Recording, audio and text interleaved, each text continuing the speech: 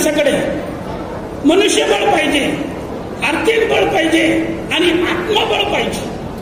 कुठल्याही संघटना या 3 बळाशिवाय पुढे जात नसतात आणि या 3 बळांचाही अभाव असेल तो समाज मागे जातो. हे वाईट दिवस येण्याचं कारण हे आहे. आझाद सर मग अशी म्हणाले बघा, खंत व्यक्त केली कांबळे सरांनी. ते म्हणाले की मी राजस्थानला गेलो तेव्हा माझं भाषण ऐकायला 60,000 लोक होते. 7,000 लोक होते आणि आज त्याच तिकडच्या पाहुण्याला इकडे बोलवलं तर आपल्या समोर किती लोक आहेत.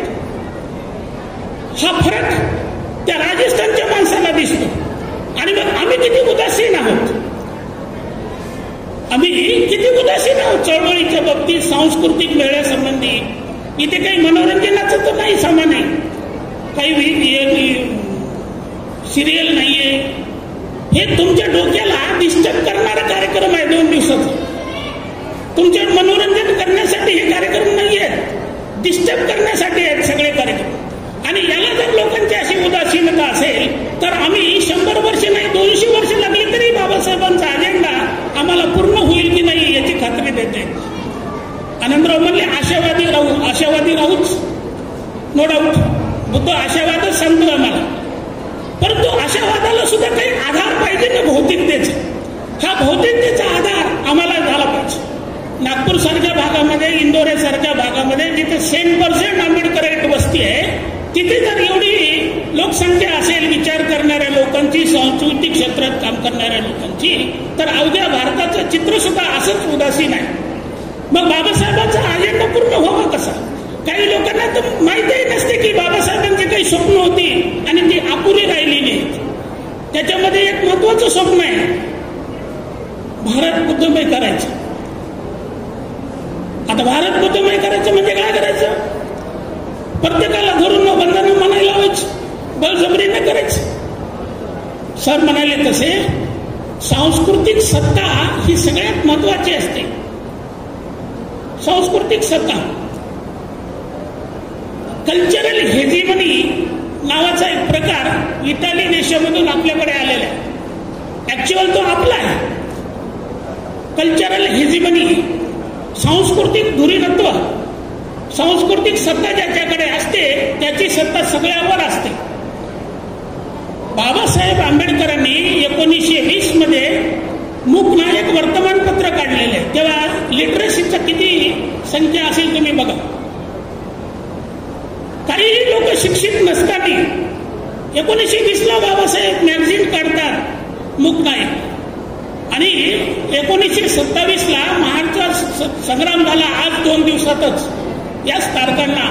तर तिथं बाबासाहेब बायकांसमोर भाषण करत असताना म्हणतात की तुमच्या हातातले कथलाचे दागिने काढून टाका, सोन्याचा असेल तर घाला नाही तर घालू नका, अंगावर गोंधन घेतलेलं आहे ते सोडा, गोंधून घेऊ नका, आणि तुमच्या मधला न्यून गड्ड काढून टाका की तुम्ही अस्पृश्य लोक माणसाच्या पोटी जन्माला आलात, तुम्ही खूप सुंदर आहात आणि सुंदर सृष्टीची तुम्ही निर्मिती करणार आहात, म्हणून तुम्ही न्यूनगंड बाळगू नका. 1927 साली बाबासाहेब महाड मुक्कामी सांगतात महिलांना. सगळ्या कोकणातल्या बायका ह्या घोट्याच्या वर लुगड्या नेसत होत्या. तिकडे नियम होता मनुस्मृतीचा की या बायकांनी पायघोळ लुगडे दिसू नये.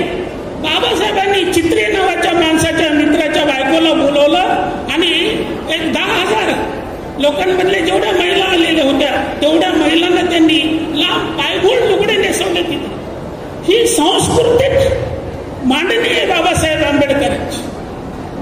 संस्कृतीच्या दृष्टीने नुसतं भाषण केलं नाही, ही सांस्कृतिक आघाडी सांभाळलेली त्यांनी. कारण आम्ही कोणती प्रतीकं जपली पाहिजे, कसे कपडे घातले पाहिजेत, कसं लुगडे नेसलं पाहिजे, याच्यावर आमची संस्कृती करते. तुमच्या दारामध्ये मुलीनं घातलेली रांगोळी ही त्रिशूळ असेल, तलवार असेल तर तुमच्या घराचं संस्कार ती रांगोळी सांगते. आणि तुमच्या दारातल्या रांगोळीमध्ये जर पिंपळाचं पान असेल तर ते सुद्धा तुमचं कल्चर सांगत असतं. म्हणून आपण पिंपळाच्या पानाचे वारस असू तर ही कल्चरल लढाई आम्ही समजून घेतली पाहिजे आणि या सांस्कृतिक लढाईला तयार नसलं पाहिजे. सत्ता म्हणजे काही आमदार खासदार निवडून येणं, मंत्रिमंडळ स्थापना हेच नसते. एखादा वर्तमानपत्राचा संपादक सत्ता उलटून टाकत असतो. सत्तेचे केंद्र प्रिंट मीडिया आहे, इलेक्ट्रॉनिक मीडिया आहे. आज हे सगळे सत्तेची केंद्र आहेत, ती आमच्या हातात आली पाहिजे. त्याच्याकडे आम्ही पाहिलं पाहिजे. सर जे म्हणाले ना परिहार सर की आम्ही लेखणीने क्रांती केली पाहिजे. सावरकर म्हणाले होते त्या काळात रत्नागिरीच्या संमेलनात की लेखण्या मोडा आणि तलवारी जोडा. आपल्या पोरांना ते असंच बनवतात, ओबीसीच्या तलवारी घ्यायला लावतात आणि जेलमध्ये जायला लावतात. बाबासाहेबांनी सांगितलं तलवार नाही, पेननं आपल्याला क्रांती करायची. कारण आम्हाला पर्यायी संस्कृतीची निर्माण करायची, ही संस्कृती नाकारायची. याच्यामध्ये एक मुद्दा सांगतो आणि मित्र मी थांबतो. इथे काय होते, आपण आंबेडकराईट माणूस आणि त्याची महत्वाची ओळख आहे की तो शत्रूला ओळखतो, त्याला शत्रू चटकन ओळखते. बाकीच्या कुठल्याच समाजाला आपला शत्रूच कळत नाही कोण आहे. आणि कुठल्याही लढाईमध्ये शत्रू आणि मित्र कळाल्याशिवाय लढाई करता येत नाही. त्या अर्जुनाचं वांदे तसंच झालं होतं त्या महाभारती युद्धामध्ये. हत्यार चालवावं कोणावर, बाप सोडावा कोणावर. इकडे गुरु आहे, भाऊ आहे, त्याला कसं मारायचं. आणि त्याच्या डोक्याचा गोंधळ झाला. त्याच्यातून गीता निर्माण झाली. म्हणून सांस्कृतिक लढाईमध्ये, कुठल्याही लढाईमध्ये आपल्याला शत्रू ओळखता आला पाहिजे. आंबेडकरी समूहाचं हे फार मोठं वैशिष्ट्य आहे की त्यांना शत्रू चटकन लक्षात येतो. फक्त त्याला कसं मारावं याच्यावर त्याचे अनेक अडचणी त्याच्या समोर असतात. म्हणून आपले शत्रू पारखून घेतले पाहिजेत, तसे आपले मित्र सुद्धा पारखून घेतले पाहिजे. इथे एक गाणं झालं मगाशी, संभाजी भगत यांचं गाणं झालं. संभाजी भगत हा खूप मोठा शाहीर आहे, गदरपासून प्रशिक्षित झालेला आहे. परंतु हे संभाजी भगत डावी विचारसरणी मांडत असतात. डावी विचारसरणी चूक आहे मी म्हणत नाही, परंतु डावी विचारसरणी आमच्या काही मित्रांनी औरंगाबादला परवा विद्रोही साहित्य संमेलन भरवलं. विद्रोह म्हणजे काय, नाकारणे. आम्ही हिंदू धर्म व्यवस्थेला नकार दिला, तिच्या विरुद्ध विद्रोह केला. किती विद्रोह केला? त्यांचं 20वं का 19वं संमेलन होतं. म्हणजे 19 वर्ष झालं ते विद्रोहीच करायले. आणि तुम्हाला कळालं असं नाही की ही व्यवस्था चुकीची आहे, हा धर्म चुकीचा आहे, मग तो सोडा ना. आणि सोडून इकडे या की धर्माकडे, ते येत नाही. डाव्यांची अडचण हीच होते. त्यांना बुद्ध पटतात, बाबासाहेबांची थेरी पटते, सगळं पटते. तो बुद्ध स्वीकारायला काय अडचण आहे, ते स्वीकारत नाही. म्हणून आपल्या बाजूचे जे मित्र आहेत, लढाई होताना रावण कधीच पराजित होत नसतो रामाकडून. रावण पराजित होत असतो आपल्या भावाकडून. विभीषणामुळे तो पराजित होत असतो. म्हणून आपले मित्र सुद्धा आपण पारखून घेतले पाहिजे आणि तेव्हा आपल्या लढाईला धार येते. मित्र, काही माणसं जाणीवपूर्वक आपल्या देशाचं, भूताचं, बाबासाहेबाचा हा सुंदर देश नष्ट करण्याच्या मार्गावर आहे. त्यांचा एकच अजेंडा आहे, माणसं मारणे, संस्कृती नष्ट करणे आणि या देशामध्ये तणावाचं वातावरण नेहमी करता ठेवणे, भांडणं लावणे, संघर्ष करणे. आणि या भांडणातून त्यांना साधायचं हे की आम्ही सत्तेवर राहिलं पाहिजे. कारण तुम्ही जेव्हा एखादा खोटा शत्रू निर्माण करता तेव्हा तुमचे बाकीचे जे येडे माणसं राहतात ते तुमच्या बाजूला येत असतात. जसा ओबीसी हा गट आहे, हा बीजेपीचा वोटर बँक आहे. बीजेपीला ब्राह्मण वोटर करतात, परंतु सगळ्यात मोठा गट कोणता आहे, ओबीसीचा आहे. त्याला कळतच नाही आम्ही कोणाच्या बाजूचे आणि कुणाकडे का जावं. आणि म्हणून ही माणसं त्या दंगलीमध्ये सापडतात आणि त्यांचं प्रचंड नुकसान होते. गुजरात दंगलीमधले सापडलेले ओबीसीचे लोक आजही जेलात सडत आहेत. त्यांना जमात घ्यायला सुद्धा माणसं भेटलेली नाहीये. मागासवर्गीय लोकांची, मोची समाजातल्या अशोक परमार नावाचा एक पोरगा आहे. आता तो गुड पॉलिसचा धंदा करतो. ज्यानं दोन्ही हातात तलवारी घेतलेला तो आयडॉल झालेला होता त्या काळातला 2002. ही माणसं या देशात तणावाचं वातावरण निर्माण करतात. बुद्ध बाबासाहेबाला मानणारा माणूस, आंबेडकरवादी साहित्यिक माणूस, आंबेडकरवादी लेखक सत्कवी आपण कधीही हिंसेवर विश्वास ठेवायचा नाही. बुद्धानं सांगितलं प्रेमानं सगळ्यांशी वागा आणि सगळ्यांवर प्रेम करा, तोच आदेश आपला आहे. आपण शत्रूची, मारामारीची, खुनाखुनीची, हिंसेची भाषा कधी करायची नाही. जे करू इच्छितात त्यांना आपण काही मेसेज द्यायचा, सांगायचंय की कधी भांडणाने, मारामारीने, खुनाखुनीने कोणाचं भलं झालेलं नाही.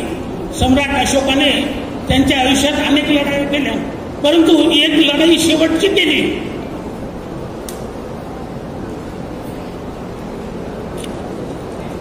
ती ओरिसामध्ये कलिंगचं युद्ध. आणि या लढाईमधला रक्तपात पाहून सम्राट अशोक ठरवलं त्यांनी की यापुढे मी कधी लढाई करणार नाही, कारण लढाई परवडत नाही. ज्यांची हार होते त्यांची तर माती होतेच, पण ज्यांची जीत झालेली असते त्यांची सुद्धा प्रचंड हार झालेली असते, नुकसान झालेलं असते. आणि अशा अर्थाची एक साई हृदयांबी या कवीची एक कविता आहे, ती म्हणतो आणि थांबतो. मित्र, मला प्रवीण कांबळे यांनी, सुरेश बंजारे यांनी, सीमा मेश्राम यांनी अध्यक्षपदाची नेमणूक केली, त्याबद्दल त्यांना धन्यवाद देतो, आभार मानतो. आपणही भोका लागलेल्या असून सुद्धा न कंटाळता ऐकून घेतलं, तुमचेही मी आभार मानतो. ज्यांचे हातभार या कार्यक्रमाला लागले त्यांचे हातभार मानतो. मित्र, 2 दिवस आपल्या सोबत वेगवेगळे कार्यक्रम होणार आहेत, ते सगळे आपण ऐकावेत. चोरमारे सर मगाशीच म्हणाले की होते काय की कवी कवीच्या टायमाला येतो आणि कथाकाराचं ऐकत नाही, कथाकार कथाकाराच्या टायमाला येतो, कवीचं ऐकत नाही, म्हणजे कोणी कोणाला काहीच कळत नाही. आणि त्याला वाटते मीच किती महत्वाचं सांगायला. त्यामुळं तुम्ही एवढे सगळे लोकांचं ऐकून घेतलं, त्यामुळं पहिल्यांदा तुम्हाला मी वंदन करतो, जय भीम करतो आणि कवितेनं समारोप करतो. साई हृदय. खून अपना हो या पराया हो, खून अपना हो या पराया हो, नस्ल आदम का खून है आखिर, जन्म मगरिब में हो कि मशरिक में आमने आलम का खून है. बम घरों पर गिरे या सरहदों पर, बम घरों पर गिरे या सरहदों पर, रूह तामीर जगमगाती है. खेत अपने जले या औरों के जिस्म फाकों में तिलमिलाती है. टैंक आगे बढ़े के पीछे हटे, कोख धरती की बांझ होती है. फतह का जश्न हो के हार का मातम, जिंदगी मैयतों पे रोती है. इसलिए ये शरीफ इंसानों, मेरे भाइयों और बहनों, अम्बेडकरवादी लेखक, साहित्यिक, कविनों, इसलिए शरीफ इंसानों, जंग टलती रहे तो बेहतर है, हमारे और आपके आंगन में शम्मा जलती रहे तो बेहतर